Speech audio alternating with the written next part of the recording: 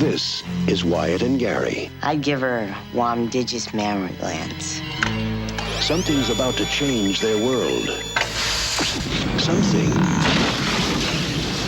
out of this world. She's alive! Remember when the 80s thought teenage horniness plus a home computer was a legit movie plot? And they were right. Weird Science was John Hughes' ultimate 80s coming-of-age fantasy. Part teen comedy, part sci-fi, 100% chaos. Two geeks, Gary, played by Anthony Michael Hall, and Wyatt, played by Ilan Mitchell-Smith, accidentally conjured the perfect woman, Kelly LeBrock. The fallout? Bras on heads, mutant bikers crashing a house party, and a Cold War missile sprouting out of a suburban bedroom. Today, we're diving into 15 weird facts about Weird Science. From casting chaos and prank wars to special effects setups so dangerous they could have turned this teen comedy into the evening news. Now, before we get started, don't forget to like and subscribe. It helps YouTube show this video to more retro movie fans just like you. And let us know in the comments section if you want to see more retro movie deep dives just like this one. Now, let's get into the countdown with number 15. The on-set pranks were pure chaos.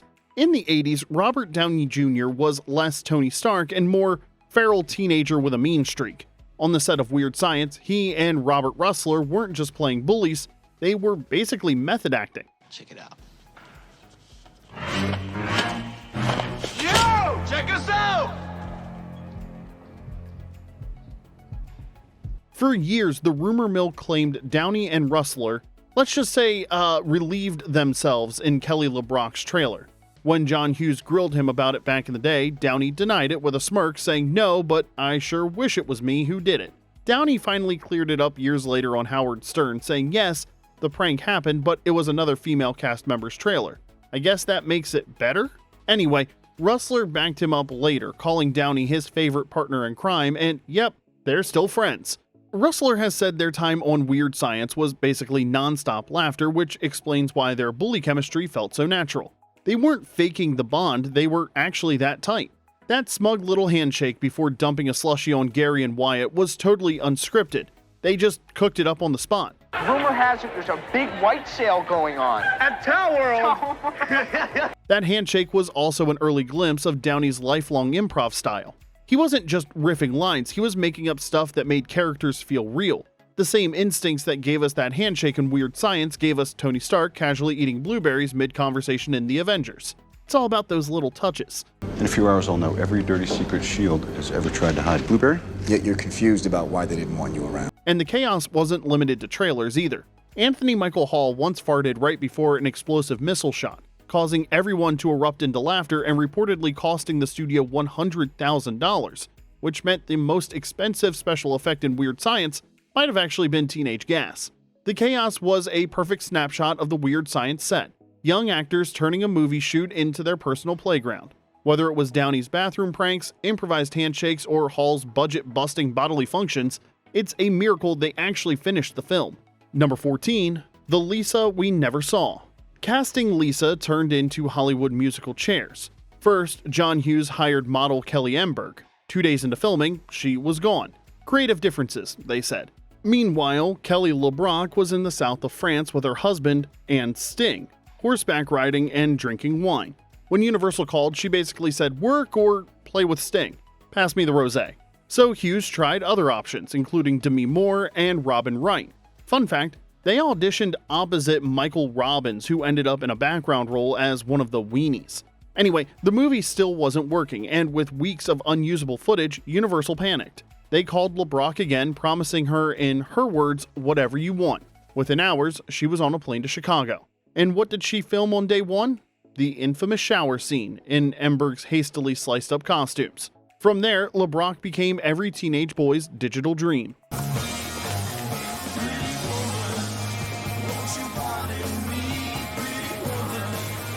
Demi, meanwhile, walked straight into Joel Schumacher's orbit. She later said she was leaving a Hughes audition when Schumacher spotted her and pulled her into St. Elmo's Fire. That role launched her as the Brat Pack's dramatic heart and set her on the path to Ghost and A Few Good Men. So, yeah, LeBrock gave us steamy entrances and Demi gave us pottery with Patrick Swayze. Hard to argue with how that split worked out. Number 13. The sitcom nobody saw coming. Weird Science went from an R-rated teen fantasy to a PG-rated family sitcom when USA Network decided the movie about two horny teens building a woman in their bedroom was perfect fodder for 5 seasons of wholesome Friday night programming. But here's the twist. The show wasn't really a sequel, and it wasn't exactly a reboot either. It lived in that weird in-between space where the pilot literally winked at the movie. At one point, Gary even said he got the idea to create Lisa from a John Hughes movie. That's about as soft reboot as it gets. This time, Lisa was played by Vanessa Angel, and instead of being a one-time miracle, she was more of a digital genie. So this is what you boys consider a dream, babe. Let's say this body's a scathing indictment of a sexist, brain-dead MTV generation. Problems at school? Bullies? A bad haircut? Zap! Lisa whipped up a magical fix. Sometimes it was time travel, sometimes it was aliens, and sometimes it was just a moral lesson dressed up in early CGI that looked like a Windows 95 screensaver. She was also addicted to Chunky Monkey ice cream, because apparently even perfect digital women have their weaknesses. Wyatt was played by Michael Manasseri, Gary by John Mallory Asher, and their genuine off-screen friendship gave the show a surprising bit of charm. I need to feel its cool, dark metal against my skin. Now remember what Lisa said. This thing affects all the time, so use it sparingly. Fun what if here though. Seth Green was almost cast as Gary but lost out, though he did show up later in the season 2 premiere, Lisa's Virus. Chet was back too, now played by Lee Tergesen. Instead of being a sadistic nightmare like Bill Paxton's version, he was more of a cranky buzzkill, a military school graduate who turned down his commission because he didn't want to work for third world slackers. And for most of the series, Lisa just erased his memory after every run-in, until hilariously, he built up an immunity. Behind the scenes, John Hughes had nothing to do with the series. It was developed by Tom Spezialy and Alan Cross, with no Hughes input after the film. But the show leaned into quirky, self-aware humor to keep things fresh. Right to the good parts. Oh! Can I help? Do you have to explode in like that every time? Well, excuse me. Who put a kink in your house, Mr. Cranky Pants? I'm sorry. Oh, and Vanessa Angel? She became a 90s fan favorite off this role. She even had a near miss with TV history. She was in talk to play Xena Warrior Princess but got sick right before filming. The part went to Lucy Lawless, and the rest is sword-swinging history. Despite its toned-down vibe, the series managed a 5-season run with 88 episodes and built its own cult following. Some fans even prefer it to the movie, but let's be real, no one's quoting the sitcom when they talk about Weird Science.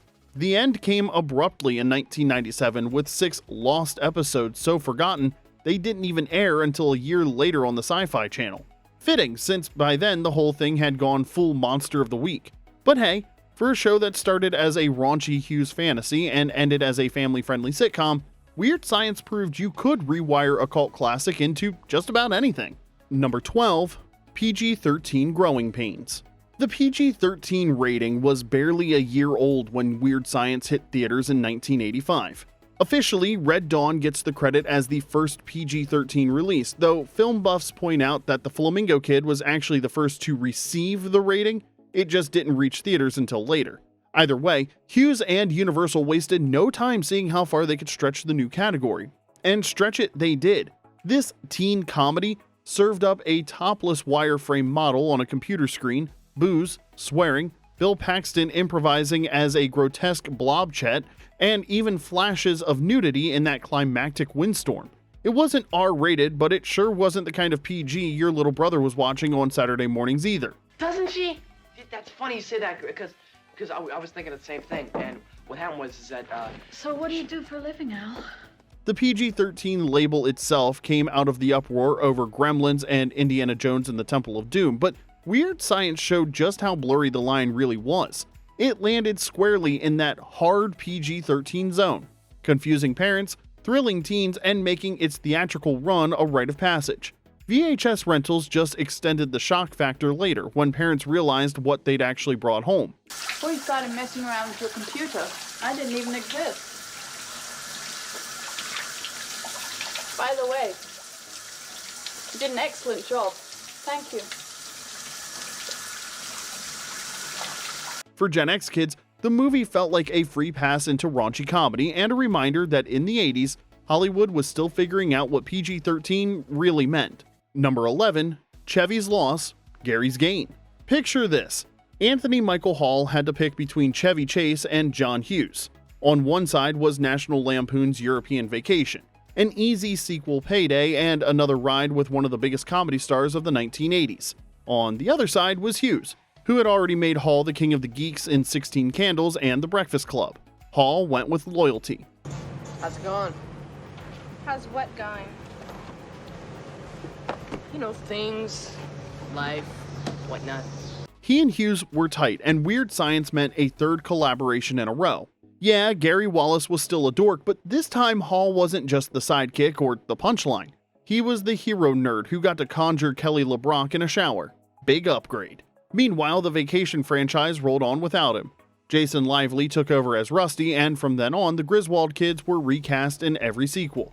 What started as a casting scramble turned into a running gag. The joke being that Clark and Ellen Griswold never noticed their children kept showing up with new faces. You know, you totally ruined what could have been the best day of my life back there. Well, what are you complaining about? I lost my boyfriend thanks to this vacation. How about we don't talk about Jack anymore? Hall's choice paid off short term, cementing him as a core member of the Brat Pack. Long term, he even got to outgrow the geek stereotype with gigs on SNL, Edward Scissorhands, and The Dead Zone. But in 1985, it boiled down to this. Chevy Chase lost his Rusty, and Hall gained his cult classic crown. Sometimes you've just gotta pick creating the perfect woman over another vacation. Number 10, Lisa was named after a $10,000 flop. John Hughes named his perfect woman after one of Apple's biggest flops. Lisa didn't just come out of a floppy disk, her name came from the Apple Lisa, a $10,000 business computer that tanked harder than Chevy Chase's talk show. The Apple Lisa had a dual origin. Officially, it stood for Local Integrated Software Architecture. Unofficially, it was a nod to Steve Jobs' daughter, Lisa Brennan Jobs. Somebody finally did. Lisa from Apple. So advanced it puts us right back where we started. Alone again. So yeah, the Lisa in Weird Science was named after both a failed piece of software and a real human being. Try explaining that family connection at Thanksgiving. The computer itself was a noble failure. It was insanely expensive, barely sold, and got completely overshadowed by the Macintosh a year later. But its innovations, the graphical interface, the mouse, the menus, it all set the stage for the Mac's success. In other words, Apple Lisa walked so the Mac could run. And then there was the glorious irony.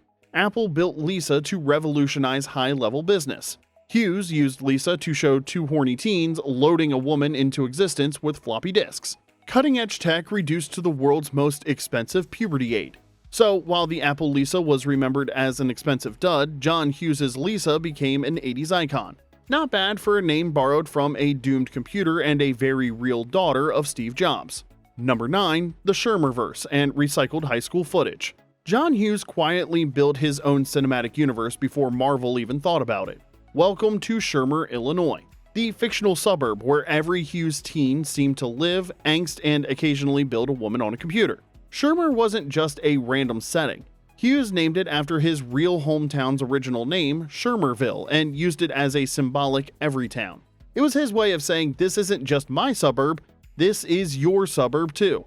And because Hughes loved a good shortcut, he didn't just reuse the town, he borrowed the actual footage. The exterior of Shermer High in Weird Science is literally the exact same shot he used in 16 Candles. The real building was Niles East High School in Skokie, Illinois, which had shut down in 1980. For Hughes, it was a director's dream. No students to work around and total freedom to stage whatever chaos he wanted. They even flooded the pool there for some of Weird Science's interiors. Talk about getting your money's worth out of an empty campus. Shermer details pop up everywhere. The town zip code in The Breakfast Club is actually Hughes' hometown of Northbrook. The water tower that shows up in Weird Science, well, that's the same one famously painted with Save Ferris a year later. And yes, continuity nerds, Anthony Michael Hall played different characters at the same school in back-to-back Hughes movies.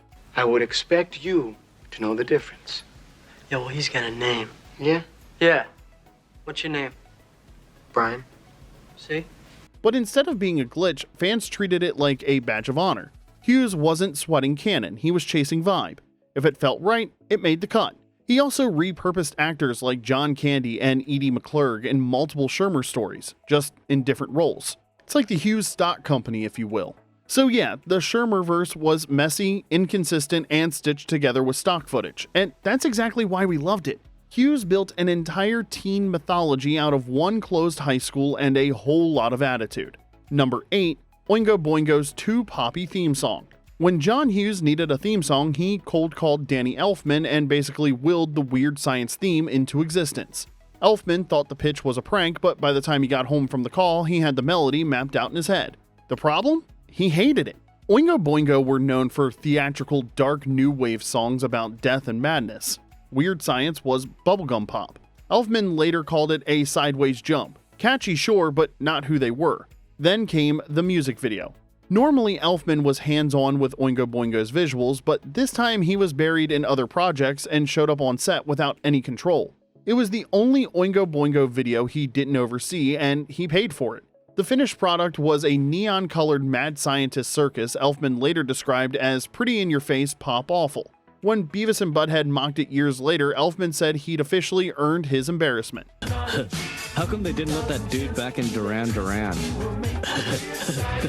Because he sucks. He hated performing the song too. After about a year, he pulled it from Oingo Boingo's set list, calling it a novelty tune that never really fit their repertoire. As if that weren't enough, Weird Science itself didn't always sound the same depending on where you saw it. Thanks to rights issues, the home video and TV versions sometimes swapped out songs. Oingo Boingo's theme even replaced Roy Orbison's Pretty Woman in certain cuts. Fans watching it at home got a slightly different movie than the one that played in theaters. For Elfman, it was a track he wanted to forget. For Gen X audiences, it became unforgettable. One of the band's biggest hits, a Billboard Hot 100 single, and the song that lived on as the theme to the TV spinoff. Now, if you're digging this trip back to 1985, do us a favor, hit that like button, don't forget to subscribe, and share this with a friend who definitely tried hooking jumper cables to their Commodore 64. Trust us, it helps keep the nostalgia flowing every week. Number 7, the pork sandwich came from Dad. Remember when Chet dropped one of the most disgusting hangover cures ever suggested in a teen comedy? That line wasn't from John Hughes' script, it came straight out of Bill Paxton's childhood. You see, Paxton grew up in Fort Worth, Texas, where his dad had a very Texas-style way of letting the boys know he was on to their late-night partying. Instead of nagging, he'd lean in with, "How about a greasy pork sandwich served in a dirty ashtray?" How about a nice, greasy pork sandwich served in a dirty ashtray? Equal parts stomach turner and guilt trip. Paxton loved it so much he dragged it into the movie, and Hughes, who always trusted his actors to improvise, just let it ride. It was the perfect bully line. It was gross, unforgettable, and mean in a way that felt like it came from lived experience. And that was peak Bill Paxton. The guy built a career out of turning side characters into scene stealers, from Aliens to Twister. Here, he turned his dad's gross-out guilt trip into one of the most quotable bullying moments of the decade. From a Fort Worth kitchen to Hollywood comedy gold. Number 6, Wyatt was a ballerino.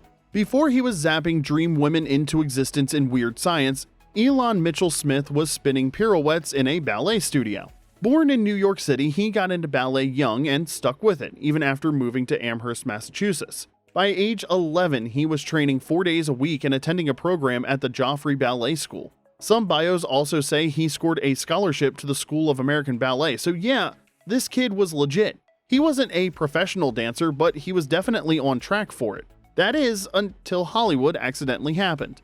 Director Sidney Lumet sent a casting agent to Ilan's ballet school looking for a kid who was stage ready and disciplined. Not necessarily a dancer, just someone who could handle a camera. Ilan landed the part of a young Timothy Hutton in Daniel from 1983, and boom, new career unlocked. 2 years later, he's in Weird Science, rocking a headband and panicking about bras. Wild detour from the bar. And if you're wondering where he went, Ilan pieced out of acting in the 90s, got a PhD from Texas A&M, and now teaches English at Cal State Long Beach, specializing in medieval literature and knights, who definitely wouldn't be caught dead with floppy disks. From ballet slippers to blockbuster teen comedy to the lecture hall, Wyatt's glow-up might be the weirdest science of all.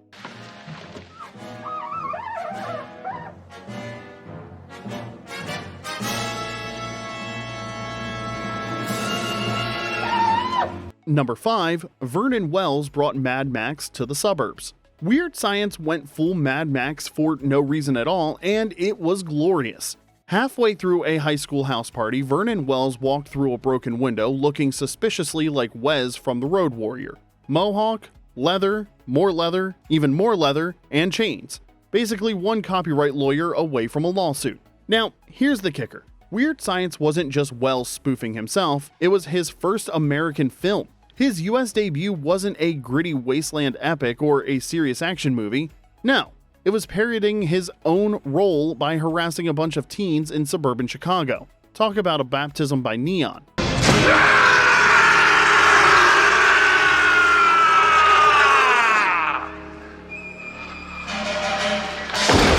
Producer Joel Silver loved him so much that he cast Wells again immediately, this time as Bennett in Commando. Here's some fun Hollywood chaos trivia. Wells only got that gig because the first actor, Wings Hauser, got fired on day one. So if you've ever wondered how Wes went from Weird Science to taunting Arnold Schwarzenegger, there's your answer. And it wasn't just Wells in the gang.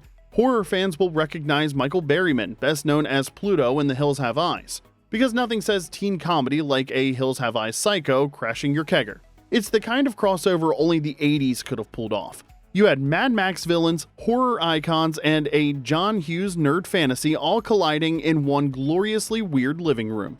Number 4, the missile that launched backward.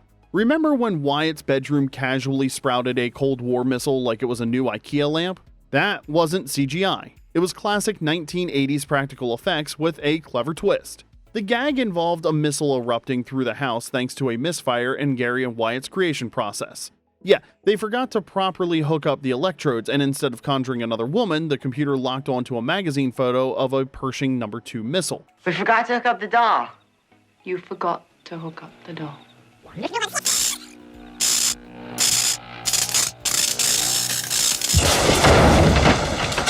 Naturally, out popped a warhead. To pull it off, the effects team used a practical model combined with breakaway walls, set debris, and reversed footage. They filmed the missile being lowered into the set, then played it backward to make it appear as if it had shot up through the floor. Effects supervisor Doug Hubbard called it a logistical nightmare, but the result was pure Hughes absurdity. While some stories claim they used a full-scale missile, that's almost certainly exaggerated due to cost, weight, and safety. The production relied on a prop or scaled model. Still, it looked real enough to make you wonder how this teen comedy suddenly became a nuclear standoff. And when Lisa fixed the house at the end, it was the same trick. Reverse the footage and let movie magic handle the rest. Only in the 80s could teenage hormones, home computing, and Cold War weaponry blend into one surreal bedroom explosion. Number 3, the 5-figure Blob disaster. The part where Bill Paxton's Chet got turned into a farting, burping pile of ooze. Quit screwing around. This isn't funny. You stupid. Oh, now careful, Chet. Don't make me angry. Sorry. Yeah, that became one of the priciest headaches on the shoot. Here's what happened.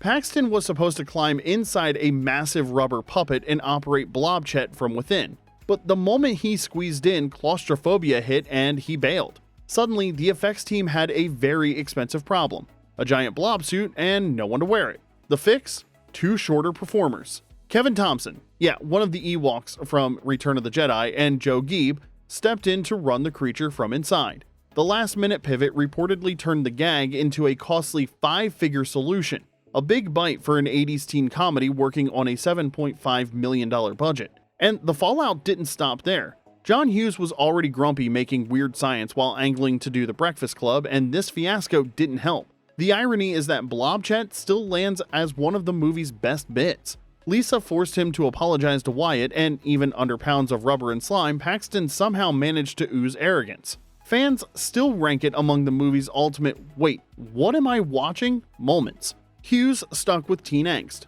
Paxton became Hollywood's favorite scene-stealing character actor. Aliens and Twisters, anyone? And for one glorious minute, he was also the Blob who apologized. Badly. Number 2, Hughes only directed it as a bargaining chip.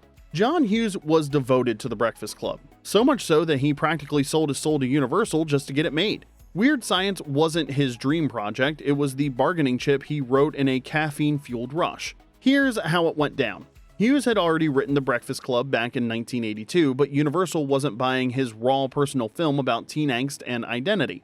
His married, too. Oh. Do you have any idea how completely gross that is? Well, the first few times. First few times? You mean he did it more than once? Sure. Are you crazy? Obviously, she's crazy if she's screwing a shrink. They wanted something marketable. Translation, less talky feelings, more sci-fi hijinks and special effects you could slap on a poster. So, Hughes struck a deal. He'd write and direct Weird Science on the condition Universal let him make The Breakfast Club. After directing 16 Candles, Hughes cranked out the Weird Science script in just 2 days. A single weekend, start to finish. That was Hughes' style. Hit the typewriter like a man possessed, surprise himself as he went, and let the story spill out. He didn't outline, he didn't fuss, he called it Discovery. And it wasn't a one-off. He wrote Ferris Bueller's Day Off in a week and Mr. Mom in a day and a half. The timeline gets interesting here. Hughes filmed The Breakfast Club in early 1984, then moved on to Weird Science later that year while his passion project was still in post-production. The cast of Weird Science later admitted Hughes seemed distracted on set, like he was itching to move on. Even Anthony Michael Hall noticed it, remembering Hughes scribbling down notes for other scripts, possibly edits for The Breakfast Club or ideas for Ferris Bueller. And honestly, that breakneck speed is part of the weird magic. Weird Science wasn't a carefully engineered sci-fi comedy. It felt like a weekend brainstorm because that was exactly what it was. Basically, Lisa came out of a computer because Hughes wanted to put 5 kids in detention.